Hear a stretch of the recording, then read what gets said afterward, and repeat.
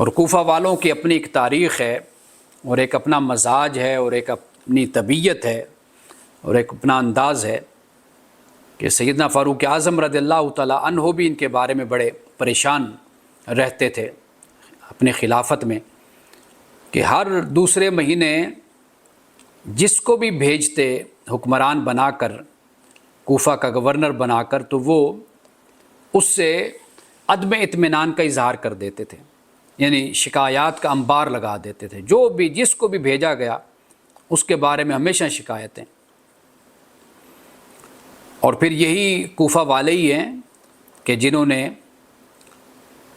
سیدنا علی المرتضیٰ رضی اللہ تعالیٰ عنہ کے ساتھ بھی دھوکہ کیا۔ حضرت علی رضی اللہ تعالیٰ عنہ کے جو خطبات ہیں ان میں سے خطبہ ہے کہ جس میں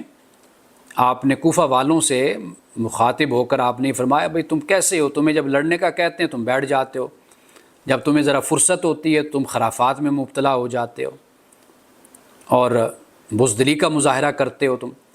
تو وہ خطبہ پڑھنے والا ہے کہ جو حضرت علی رضی اللہ تعالیٰ عنہ نے ان کے بارے میں دیا۔ اور پھر حضرت امام حسین رضی اللہ تعالیٰ عنہ کو خطوط لکھے، 150 خط حضرت امام حسین کو لکھے کہ جی آپ ہمارے پاس آ جائیں۔ اور پھر جو نتیجہ ہوا کہ حضرت امام حسین رضی اللہ تعالیٰ عنہ کو پھر شہید کر دیا گیا۔ یہ کوفہ والوں کی یعنی یہ ان کی عادت، یہ ان کا کردار تھا کہ وہ ایسے تھا کہ بس کوئی پتہ نہیں کہ کس وقت کس طرف ڈھلک جائیں اور کس طرف چلے جائیں۔ جب ابن زیاد نے ان پر روب ڈالا اور ان پر جب حکم دیا کہ بھئی اب تم لوگ امام حسین سے اور مسلم بن عقیل سے تم علیحدگی اختیار کر لو ورنہ تم اپنی جان سے جاؤ گے،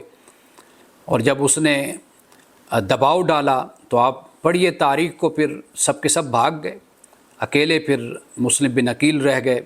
حضرت امام حسین رضی اللہ تعالیٰ عنہ کے ساتھ بھی یہ سلوک ہوا۔ تو یہ کوفہ والوں کا مزاج ہے